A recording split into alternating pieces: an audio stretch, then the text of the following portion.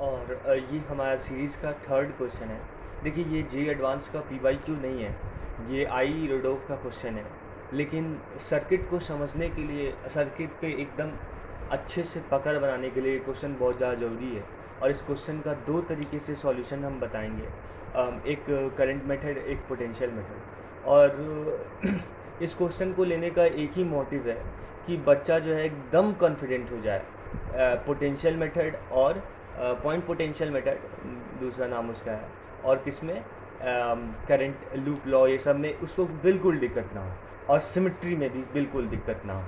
ठीक है, तो ये इसका है। यहाँ पे एक आर गलती से लिख दिया, यहाँ पे ये होगा।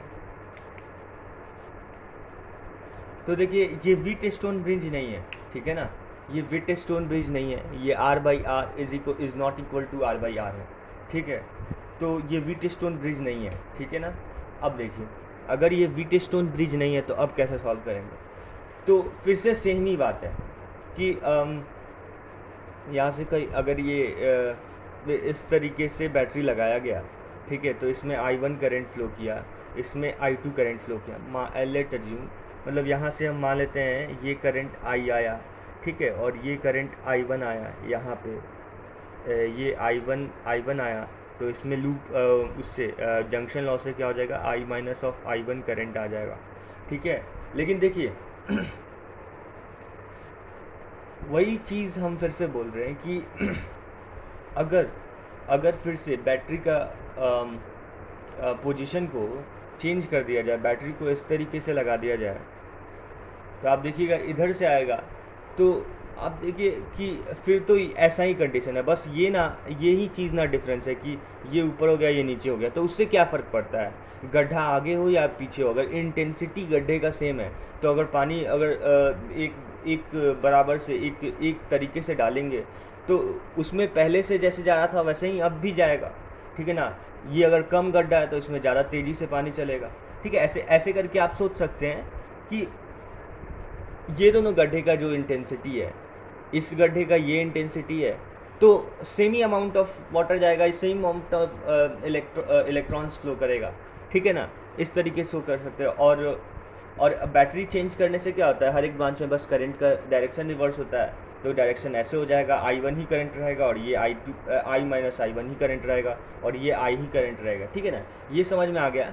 तो इससे हम ये कह सकते हैं कि इसमें जो है, इसमें इसमें I1 करंट जाएगा। ठीक है ना, और अब देखिए, अब यहाँ से वो लगा लीजिए, क्या बोलते हैं, जंक्शन लॉ लगा लीजिए।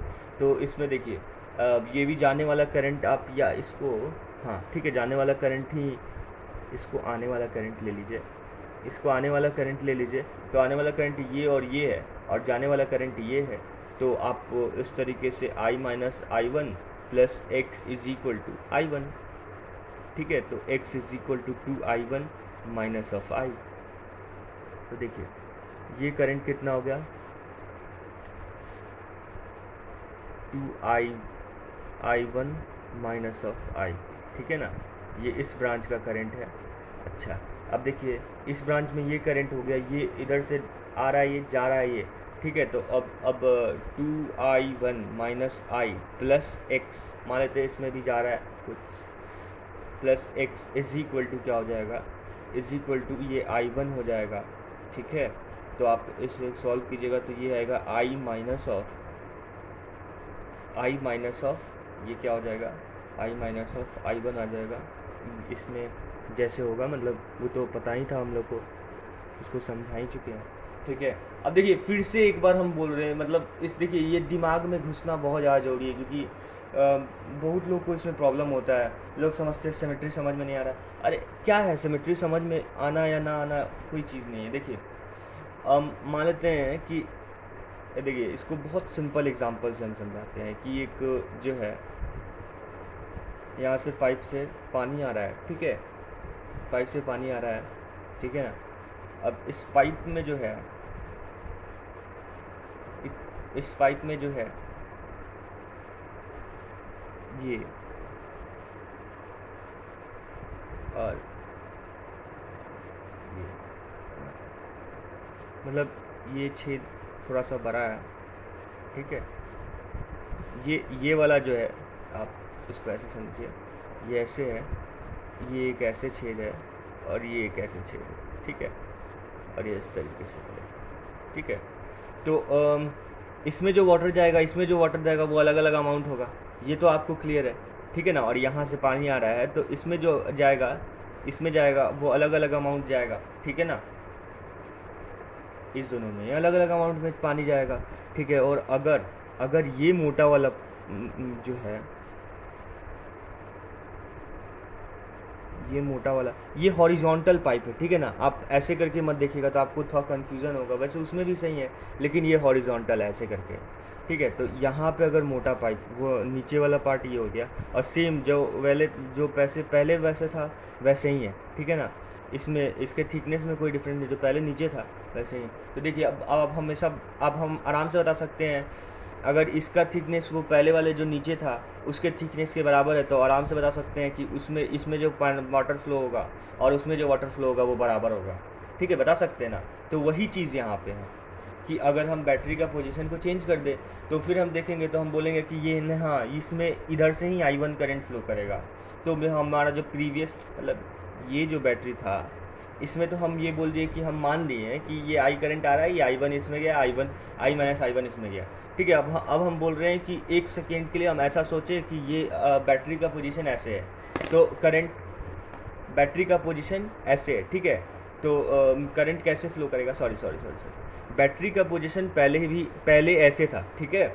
तो देखिए करंट, ये कंडीशन बना, ठीक है ना। हम इधर से I करंट फ्लो करेगा, I1 गया, ये I माइनस I1 गया, ठीक है। अब हम बोल रहे हैं कि बैटरी का कंडीशन अगर ये हो, ठीक है, तो यहाँ से I करंट आएगा, I करंट तो जनरेट होगा ही, क्योंकि इसका इक्विवेलेंट रेसिस्टेंस तो सेम ही रहेगा, चाहे कैसे ही बैटरी लगा, ठीक है। तो I करंट तो जनरेट होगा ही।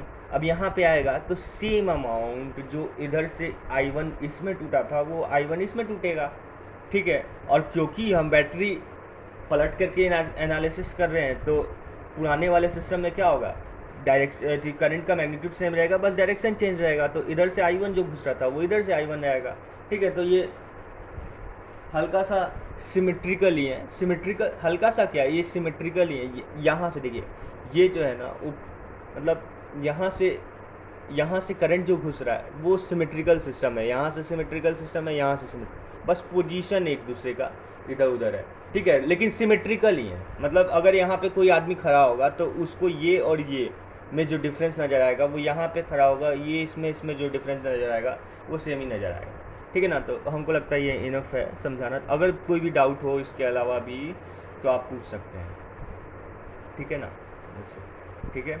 अच्छा, तो ये हो गया, ठीक है।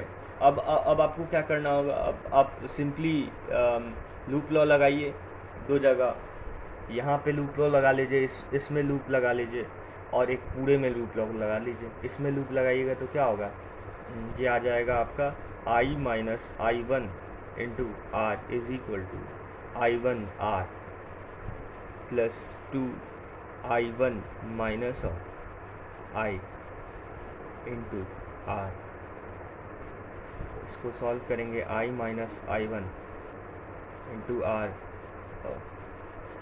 IR minus I1R is equal to I1R plus 2I1R minus IR।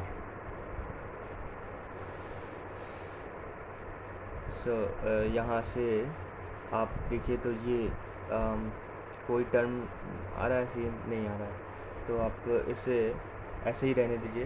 ये फर्स्ट इक्वेशन कोई ऐसा हाँ नहीं आ रहा है, तो एक काम करते हैं, I1 और I को एक साथ कर देते हैं। ये I वाले को इधर ले आ दीजिए, इधर ला दीजिए, ये हो जाएगा IR प्लस R, ठीक है। और इधर हो जाएगा क्या, इधर आपका आ जाएगा अच्छा ये I1 है ना, ये I1 और ये I1 और ये I1, ये 3I1R हो जाएगा, 3I1R plus I1 capital R। तो यहाँ से आ जाएगा I1 3R प्लस R, और ये हो जाएगा IR प्लस R, ठीक है। ये हमारा फर्स्ट इक्वेशन हो गया, इक्वेशन 1 हो गया। अब इक्वेशन 2 के लिए इसे हम इक्वेशन 1 को इधर लिख लेते हैं, I R plus R is equal to I one 3r plus R. ठीक है, एक बार देख लेते हैं कि गलती है, गलती तो नहीं है ना, गलती नहीं है इसमें। ठीक है,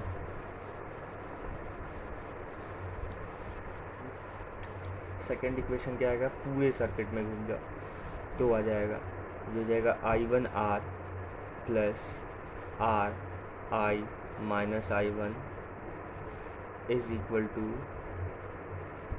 ये R I one plus R I minus R I one. तो यहाँ से आ जाएगा I one R plus R I minus R I one is equal to R I one plus R I minus R I one. ये cancel, अच्छा ये तो same ही आ गया, तो इसमें ये ऐसे नहीं होगा। आप एक और काम कर लीजिए, इसको आप कैसे कीजिए,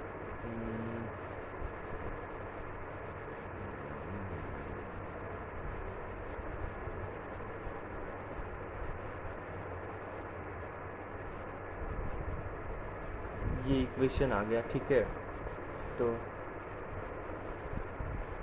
अच्छा ठीक है, तो ये इक्वेशन आ गया ना, ये I R plus R is equal to I one 3r plus R, ये इक्वेशन आ गया।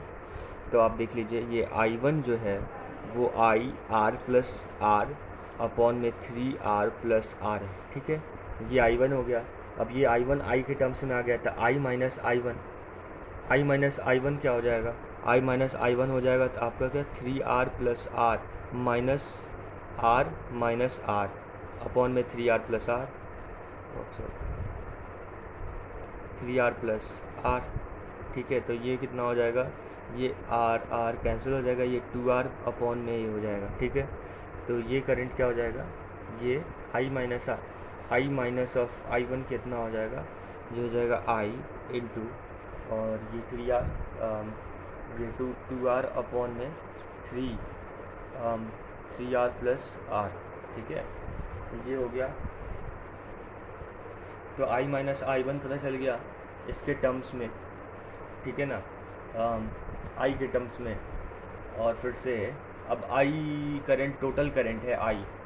ओके, सो अब हमें क्या करना चाहिए, जैसे कि ये करंट पता चल गया, इसमें करंट पता चल गया, आई के टर्म्स में दोनों में करंट हम निकाल चुके हैं। तो अब क्या करें, तो यहाँ से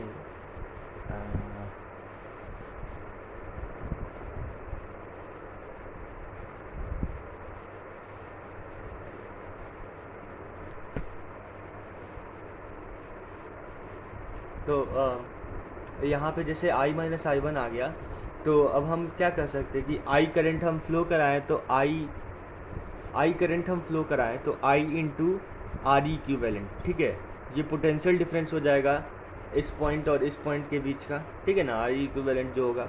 ठीक है, अब और एक पोटेंशियल डिफरेंस कैसे निकाल लीजिए चल के, तो कैसे हो जाएगा, आई यहाँ से ऐसे निकाल लीजिए, ये I R one, I one R plus R into I minus R one. ठीक है, वो पोटेंशियल डिफरेंस के इक्वल हो जाएगा। आई वन कितना है, आई इंटू ये आर प्लस आर अपॉन में 3r प्लस आर। ठीक है, और प्लस ये क्या हो जाएगा, इंटू में क्या था, इंटू में आर था। ठीक है, ये I one into R plus I minus I one कितना आया था, ये आई इंटू 2r अपॉन में 3r प्लस आर आया था, और इंटू में ये रेसिस्टेंस कितना था, रेसिस्टेंस इसका आर था। ठीक है, तो यहाँ से आई कैंसिल हो जाएगा, तो आर इक्विवेलेंट क्या आ जाएगा, यहाँ से आई कैंसिल हो गया, तो आर इक्विवेलेंट देखिए कितना आ गया, ये डिनोमिनेटर तो सेम ही है, डिनोमिनेटर कितना है थी 3r, सॉरी ये r, इसको यहाँ पे क्या हो गया, यहाँ पे आर आ गया। ठीक है, ये आर आर आ गया प्लस आर स्क्वायर आ गया और ये 2r r आ गया अपॉन में 3r प्लस r आ गया। तो यहाँ से आप देख सकते हैं ये आ रहा है r इंटू में ये r प्लस 3r अपॉन में क्या आ रहा है 3r प्लस r। तो ये हमारा आर इक्विवेलेंट फाइनल आंसर हो जाएगा। ठीक है, यह हमारा फाइनल आंसर हो जाएगा। ठीक है ना, ये करंट मेथड है। अब इसके बाद हम पोटेंशियल मेथड से आपको बताएंगे। पहले आप ये करंट मेथड का देख लीजिए, कुछ नहीं है, मतलब देखिए यहाँ से ये पोटेंशियल डिफरेंस जो है वही तो टोटल पोटेंशियल डिफरेंस है, यहाँ से और यहाँ तक पोटेंशियल डिफरेंस जो है। ठीक है, तो वो क्या होगा, आई टोटल करंट हम माने तो I into R equivalent is equal to, और जो चल के निकाल लिए I1 का वैल्यू आई के टर्म्स में जो है उस, और I माइनस I1 का वैल्यू आई के टर्म्स में जो है, उससे इसमें चल के इसके बीच का पोटेंशियल डिफरेंस निकाल दिए। तो यहाँ से आई कैंसिल हो जा रहा है और इसको पूरा सॉल्व करने के बाद ये आ रहा है। ठीक है, तो अब पोटेंशियल मेथड से सॉल्व करते हैं।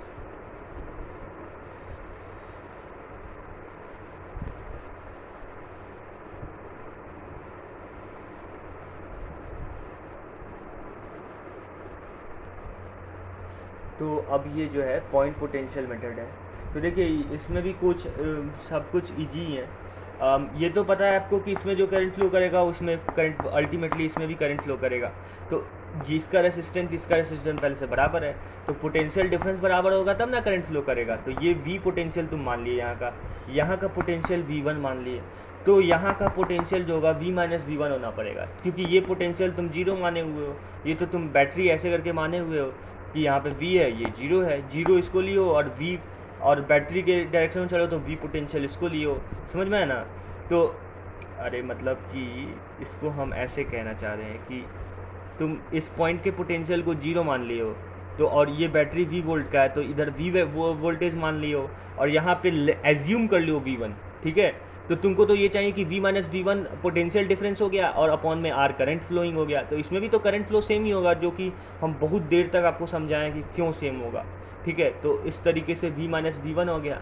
अब V माइनस V1 तो यहाँ पे इस जंक्शन पे जो है जंक्शन लॉ लगा लो कि जाने वाला करंट इज इक्वल टू आने वाला करंट, जाने वाला current V1 minus of V minus V1। ठीक है, प्लस V1 अपॉन में R, जाने वाला करंट इज इक्वल टू आने वाला करंट, जो करंट आ रहा है V माइनस V1 अपॉन में R small r।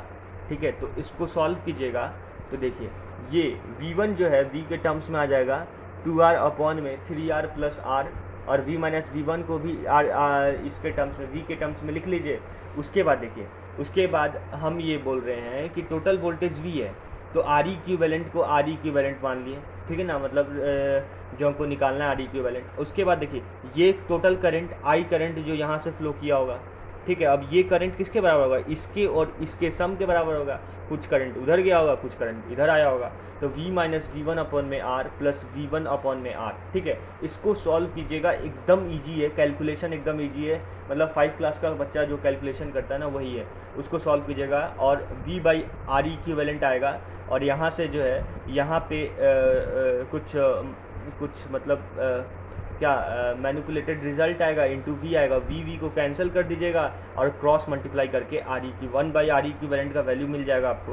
Cross multiply करके चाहे उसका रेसिप्रोकल लेके आप R इक्विवेलेंट का वैल्यू निकाल लीजिएगा। वो भी कितना आएगा, वो भी इतना ही आएगा, R plus R 3R by upon में R प्लस 3R, ये आएगा। तो देखिए पॉइंट पोटेंशियल मेथड में बस ये है, देखिए ये तो आपको यूज करना ही होगा, नहीं तो इसके बिना क्वेश्चन सॉल्व ही नहीं होगा कि इसमें जो करंट होगा वहीं इसमें भी करंट होगा। अगर ये आप यूज़ नहीं करिएगा तो क्वेश्चन सॉल्व नहीं होगा, चाहे आप कैसे भी सॉल्व कीजिए। ठीक है, तो ये तो मस्त है, ये तो आपको चमकना ही चाहिए। और ये चमकेगा कैसे, ये एकदम सिंपल है। आप जो पाइप वाला मेथड हम आपको बताए हैं वो आप सोच के देखिए, और एक कंसेप्ट याद रखिए कि बाइसिंग को रिवर्स करने पे करंट हर एक ब्रांच में सेम होता है, बस डायरेक्शन बदल जाता है। क्योंकि देखिए एक एक बल्ब ले लीजिए, एक ऐसे करके बल्ब ले लीजिए, ठीक है, और एक बैटरी ले लीजिए, ठीक है, और उसका एक टर्मिनल इस पर कनेक्ट के इसमें इसमें बल्ब जल जाएगा, ठीक है। उसके बाद बैटरी को पलट दीजिए, उसके बाद फिर डालिए तो बल्ब जलेगा ना। और ऐसा थोड़ी ना कि बल्ब ज़्यादा तेज़ जलने लगेगा या कम तेज़ चलने लगेगा, बस क्या डिफरेंस आएगा कि करंट का डायरेक्शन चेंज हो जाएगा, समझ में आया। वो बल्ब और दो उसका जो आता है ना, आप लोग बचपन में वो बल्ब देखे होंगे जिसका दो टर्मिनल निकला हुआ रहता है, तो वो हम बोल रहे हैं कि आप उस दोनों टर्मिनल को बैटरी पे आएगा, एक बार ऐसे कनेक्ट कीजिए, एक बार ऐसे करके कनेक्ट कीजिए, ठीक है। तो बैटरी तो बल्ब तो वैसे ही जलेगा ना, बस क्या डायरेक्शन ऑफ करंट चेंज हो जाएगा, ठीक है ना, करंट उतना ही फ्लो होगा। तो यही चीज़ है, ठीक है। तो बाइसिंग का मतलब होता है बैटरी कनेक्ट करना सर्किट में। तो अगर बैटरी को या सेल को आप रिवर्स कर दीजिएगा तो हर एक ब्रांच में करंट का डायरेक्शन चेंज हो जाता है, और लेकिन मैग्नीट्यूड सेम ही होता है, ठीक है। तो ये कंसेप्ट, और दूसरा कंसेप्ट ये सिमेट्रिकल, यहाँ से करंट फ्लो हो रहा है तो इसमें जैसा डिस्ट्रीब्यूशन होगा, यहाँ से अगर फ्लो होगा करंट तो इसमें भी वैसा ही डिस्ट्रीब्यूशन होगा। I hope this is clear to you. तो ये हमारा थर्ड क्वेश्चन कंप्लीट होता है। अब हम लोग पॉइंट पोटेंशियल मेथड और ये सब इसमें जो भी बेसिक्स था वो ख़त्म कर चुके हैं। अब हम लोग कैपेसिटिव सर्किट लेंगे रेसिस्टेंस के साथ साथ। अच्छा, पॉइंट पोटेंशियल मेथड में ये आने जाने से आपको अगर थोड़ा सा दिक्कत है तो आप एक काम कर सकते हैं, आप सारे करंट को मान लीजिए कि यहाँ से सारे करंट जा ही रहा है, ठीक है। तो आपका इक्वेशन कुछ ऐसा बनेगा, सारा करंट जा रहा है मतलब ये सबसे ज़्यादा पोटेंशियल पे है, मतलब मान लीजिए, मानना मतलब ऐसा नहीं है रिजल्ट गलत आएगा, मतलब सही ही आएगा, ठीक है। तो ये V1 सबसे ज़्यादा पोटेंशियल, ये मान लीजिए कि सारा करंट ऐसे ऐसे ऐसे जा रहा है, तो V1 अपॉन में R, ये वाला करंट प्लस, क्योंकि अगर जंक्शन लॉ अगर सारा करंट बाहर जा रहा है तो सबका सम 0 होना चाहिए, ठीक है ना। और ये V1 माइनस ऑफ दिस, तो ये हो जाएगा 2V1 minus of V by R plus क्या हो गया यहाँ पे, प्लस आपको लिखना होगा V1 minus of V upon में ये small r is equal to 0, ठीक है। तो ये आप बोलेगा कि ये इक्वेशन और इस इक्वेशन में क्या अंतर है, कुछ अंतर नहीं है, बस ये चीज़ को इधर लिख दिया गया, ये चीज़ को इधर लिख दिया गया। जब सारा करंट एक जंक्शन से जा ही रहा है तो सबका सम 0 है, ठीक है ना। तो अगर बिल्कुल दिमाग नहीं लगाना कि कहाँ से जा रहा है कहाँ से आ रहा है, तो तुम बस जंक्शन पे जो है मान लो कि सारा करंट जा ही रहा है और सबका सम 0 कर दो तो भी सही है। बस देखो क्या अंतर आया, यहाँ पे V माइनस V1 अपॉन में R इधर साइड आ गया, इसको भी तुम इधर कर दोगे तो वही चीज़ हो जाएगा, ठीक है। तो इसमें भी कोई दिक्कत नहीं होना चाहिए, ठीक है। तो देखिए अब जो है हम लोग पॉइंट पोटेंशियल मेथड को जो है मास्टरी कर लिए हैं, और फिर से करंट मेथड पे मास्टरी कर लिए हैं, और फिर से हम लोग को सिमेट्री देखने आ चुका है, ठीक है ना।